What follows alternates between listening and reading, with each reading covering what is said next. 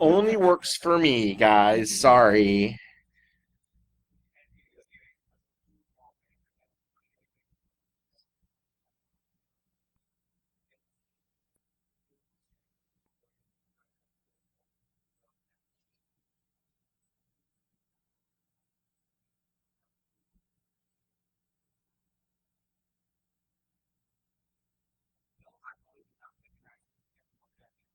Yes, I know. Nobody does. It's my white hat. It's not lame. When I'm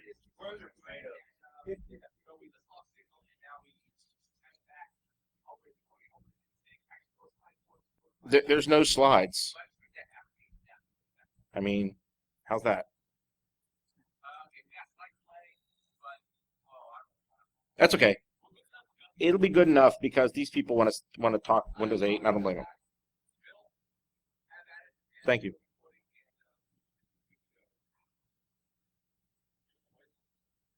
Now he blew me up again. There you go. All right, I'm going to talk quick before it goes away. All right. So we're going to talk about some Windows 8 research I did. I've spent the all of 2011 and 2012 building Windows 8 apps. Oh boy, for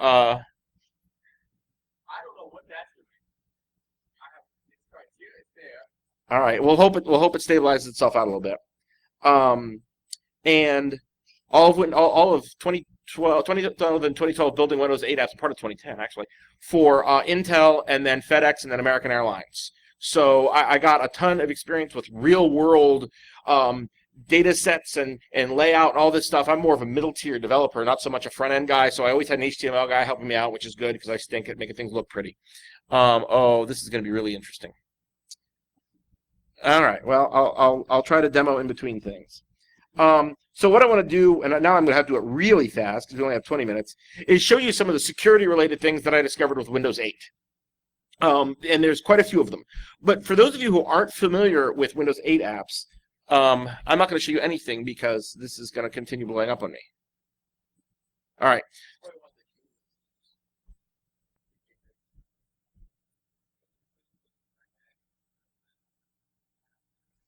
Yeah, but I don't normally go to this. I've been going to this screen. It just does it when it's sitting at Visual Studio. Um, so this is the vaunted Windows 8 start screen that everybody hates. There are Windows 8 style applications that are full screen. Basically, they're mobile apps, right? They're iOS style, Android style applications that run full screen in a sandbox. In boy, in an application inside of the Windows kernel that is very tightly controlled. But you can build these applications very easily using the existing tools that Microsoft gives us in Visual Studio. Oops, that's not what I meant to do. What's really cool about it, though, is, oops, if we do Shift N, it's been a while since I've done this.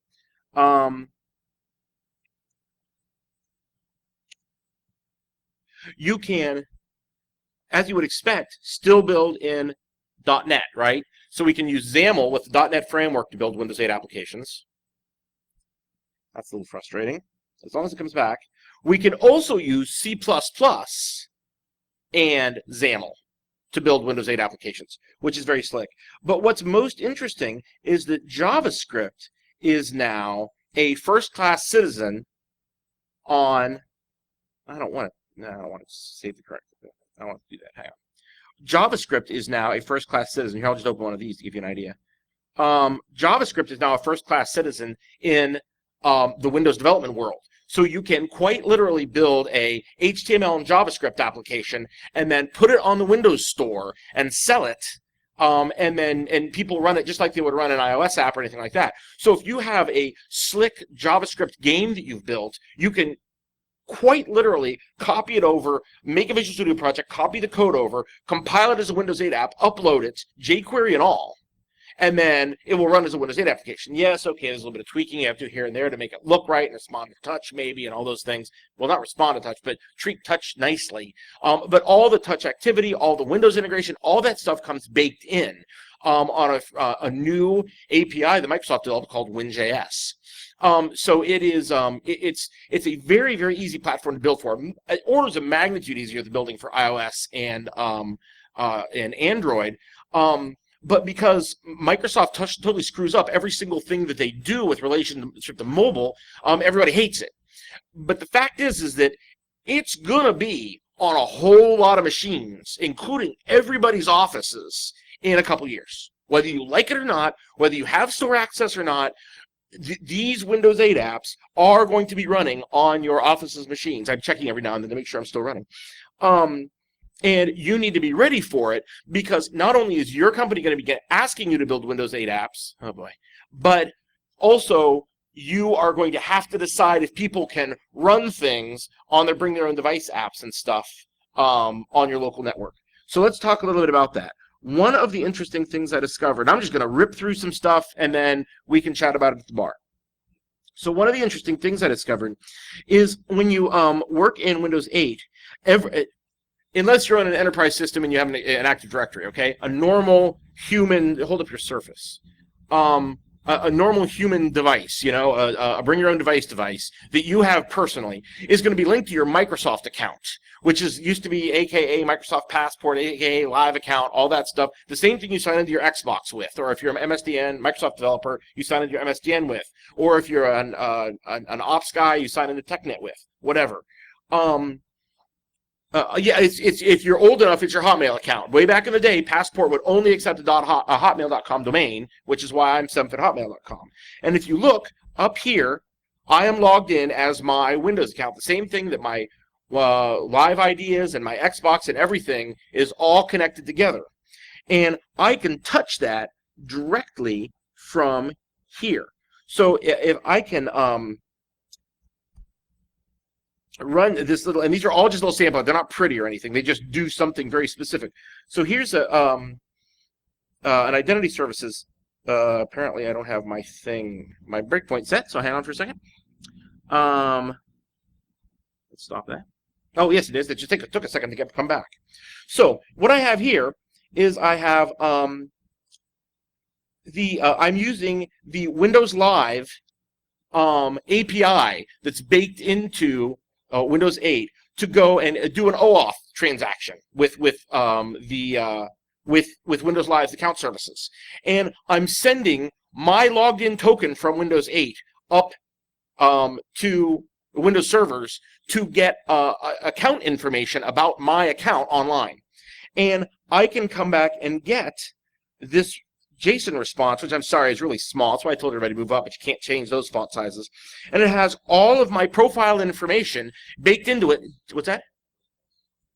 Yeah, but every time I do that, I can't get it zoomed back out. So just trust me. It's the same as any other OAuth style login, right? You get back, you do the OAuth transition, and then you get back some kind of a profile blob if you ask for it once you're authenticated, right? It's the same basic idea as what you do with Twitter or LinkedIn or anything else.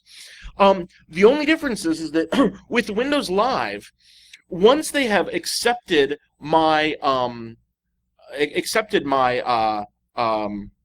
settings when they first install it, if I ask for more stuff in my scope later, Windows never asks me again. So if I update my application and then ask for everything, I get it, and they never ask for another approval again. So you have to consider you personally, and also consider this possibility. Okay, somebody has their Surface, and they go to work for your company, and they want to log on with the Windows Live account they use for work. Okay, this application now has access to that person's work profile without them having to approve it again. So the user's not even going to think about it. So is there a privacy or I mean, if you have to be PCI or HIPAA compliant, there's account data information related to that. So that's one thing I found that was really interesting. And yeah, I'm going to kind of whip through these things, especially since the blinking behind me is kind of distracting. Oh, local storage is another interesting, especially for PCI compliance. So if we run local storage, let's say I'm going to have to follow my instructions a little bit on this one. It's kind of hard. Okay, so we're going to close this, and we're going to launch this app, and I'm connected to, oh, it doesn't matter, it's local storage. Okay, so I've got this stupid little app that's just got a button. I don't know why I didn't make it just on the unactivated, but I didn't. Can you see? Okay, real quick while you can see. All it does is it sets a value in this block called local settings. Local settings is a small cookie-like database inside of Windows 8 that allows a developer to set to store data that's real small. It's like a meg or less. Do you happen to know what it is, Jimmy? Okay. For local settings? Depending on whether or not you have a SkyDrive account. Well, that's the roaming settings, right? Which is a different class. We'll get to that in a minute. But local settings is real small. It's not, you can't put a bunch of data in here, but you can put some data in here, and that's real good because you can't save data anywhere else in Windows 8. You can't touch a database. You can't keep a distribute and access database with your application. You can't do any of that stuff. So if you want to have data saved from run to run in your device, you've got to put it someplace, and local settings is a great place to put it if you don't want to have to write a back-end service and all this stuff. So if we go through and we continue to run this application, and we click our button, and then, oh, I forgot to start my thing isn't started anymore. Oh, hang on for a second. So we want to see PROC. We go look at Procmon, and that's the filter we want. So now we're going to run Procmon, and we're going to do this again. Let's see if it'll just run again for me. Okay, so we go look at Procmon, and here are the writes that it did for us. The two writes it did. So if I say, oh, this is really interesting, I want to go here, and I want to copy that key, and let's go look at this file. So this is the local settings, okay? So this is stuff that you may not really want people to be able to see, right? Scores or paths to things on your web server or whatever. But if you actually go look at the file, you'll find out that it's just oh, this isn't very big either, but you can get the idea. The content doesn't matter. It's just unencrypted XML. So if you're writing Windows 8 apps, you need to understand that local settings is just writing unencrypted XML files to the hard drive in an accessible directory that the user can go in and change, and the application will still run. Okay? Now, what I haven't done yet, and I have half of a demo on this, but I haven't done the TLS inversion bit and stuff. I'm not a Wireshark guru, but there's another class called remote settings, and what it does exactly the same thing, saves exactly the same data into Azure on a TLS link up to Azure in a blob that's secured to your Windows Live account. Okay, and then the idea is if you sign in on another machine, if I go pick up Jimmy's Surface here and sign into my account, I will be able to see the same data. So if I'm playing a game and I get to level 6 and I go sign into his Surface and load up the game, I'll be on level 6, which is really slick. Unless you're writing a banking application and you're using remote settings, or even worse, a healthcare application, and you're using remote settings, and that's just sitting unencrypted in XML on Azure somewhere in the world. Because then we have a PCI problem. So I haven't yet determined if, I know it's encrypted in transit. I haven't determined if it's encrypted on Azure's, on SQL Azure or not. If I remember correctly, it's encrypted with your app's private. Well, that's what. Yeah, but see, they said that about a lot of stuff, like local settings and like something I'm going to show later. So I don't trust them. I don't trust them because they said local settings was encrypted to it. It's obviously not. We just looked at it. So take it under advisement. Anyway, so that's one more thing. How we go? We're whipping through this stuff. This is awesome. Okay, so there's some security implications pieces. There are a couple of cool, and this is really funny with you sitting in the center of the front row. There are some nice security pieces baked in into Windows 8, and so the new .NET, right, for Windows 8 is called WinRT, not to be confused with Windows RT, which is the ARM version of Windows, right? So this is the Intel version of Windows 8. Sorry about my blinky lights. Are you? Oh, you're about the naming. So Windows RT is the ARM-based Windows. Is that a regular Surface or a Pro? So that's a Surface he's got, and it's got ARM on it, so it's running Windows RT. Okay, WinRT is the new DLL. Is this thing getting worse behind me? Is it getting worse? Is it getting worse? Oh, great. It is the new COM, yes, because .NET really isn't going anywhere. It's on top of WinRT now, so it's kind of the new COM. It was the original new COM. Well, except it wasn't really, it was kind of the new original COM Plus, sort of, Yes. but, oh, what a mess. So now you understand why Microsoft developers drink more than security people. So if we go look, so there's some hashing baked in. Mr. Bird here can tell us a little bit about the hashing thing, but I'm not going to completely put him on the spot. But I can show you that it's in here and that there's a couple of choices. There is a whole namespace. Shoot. Yeah, Windows.security.cryptography, which has all of the hashing baked into it for use directly in WinRT. So you don't have to reach into Win32 to do your hashing. The problem is, it's slow. Really, really slow. I don't know. It might be doing COM in the background. I don't know. But it is so slow. But I've been told that Windows 8.1 is better. So hopefully it is. Anyway, there's a fine selection of hashes that you can use. And I've been playing, although I haven't done anything with it, so I shouldn't brag about it anymore. But I was working on a bcrypt implementation, which probably somebody's already done since I've waited so long. Have they?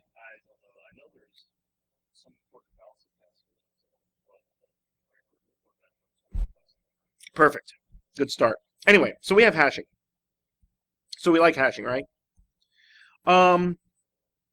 So I showed you the Windows Live piece, but that's not the only piece. You can do OAuth. No, there you go. Baked in. So I can. So this is my OAuth. My app is just starting, right? Just my app is running, and bang, it wants me to log in with Facebook. Just like that. Now you think, oh, that's pretty slick, right? How did you go about doing that, Mr. Sempf? And I'll say, I'll tell you how I did that in a minute. There is this, and now I'm not going to tell you it's one line of code, but it really actually kind of is.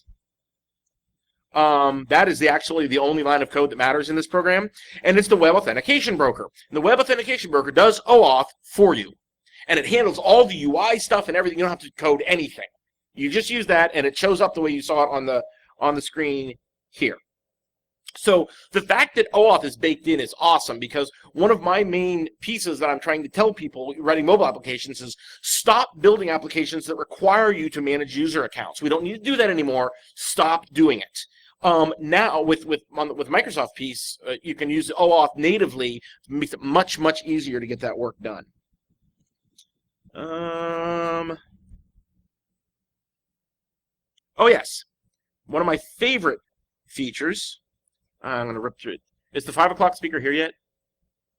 No, I was waiting for somebody to raise their hand. One of my favorite features. How did I do this before? Turning on. Oh, that's right. I have to. Let's see here.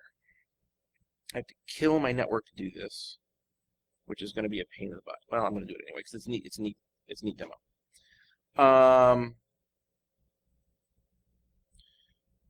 So, are you the 5 o'clock speaker? I am. Oh, good. Okay. Well, not good because, yeah, but it's still good. Give me just a minute. I'm gonna. So one of the coolest things. So when you're testing, how many testers do I have? Pen testers, vulnerability testers do I have here? Anybody? Nobody. Well, you don't count anymore. Okay, aside from you. When you're testing an application, one of the best ways to learn stuff about it is to throw a bunch of crap at it, make it show you big ugly error messages. Information disclosure is number one, right? So, boy, I hope this thing treats you better than it's treating me. Quick, run it while it's working. No, it's not working. Hang on. Oh, see if it's gonna come back in time. Oh. Uh-oh. It finally died for good. Okay, and there's going to blow up. Okay, good. Quick look. I turned off the network, and I made a service call. And I didn't handle it with a structured error exception. Structured error handler. What happened? The app just blew up. That's what it does when it reaches an unhandled critical exception. It just explodes, which is unquestionably one of the neatest features I've ever seen in any Windows application ever, because normally they barf up and put a huge error message on the screen and show you tons and tons and tons of crap. I'm going to show you one thing real fast, and then I'll be done. Yes, it just, the app goes away. MS app.terminate app. Am I still up? That's this is the base code for WinJS. It just blows up. It just kills it. Real quick, and then I promise I'll get out of your way. When you are building these applications,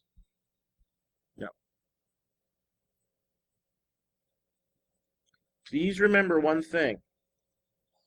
All of the source code is available to the user. Oh, where's MetroPass? Let's just pick one. So this is a .NET application. They're not nearly as fun. Barnes & Noble's also a .NET application. Netflix is also a .NET application. Well, there's one of them. I just never can remember what it is. Yours is .NET. Anyway, you can actually go view. Here's the JS one. I didn't do anything. I just surfed to it. So when you're writing Windows 8 applications, keep in mind defensive coding, because your source code's openly available. They said the packages will be encrypted. They are not. They are openly available. You can just go in and look at them. I have a blog post about it on my blog. I have a bunch of new people that wanted to see you speak. But if for those of you who were following along, Sempf.net, some of you know me, so that'll be easy. And you can go read about that. Thank you very much. I'm going to get out of their way.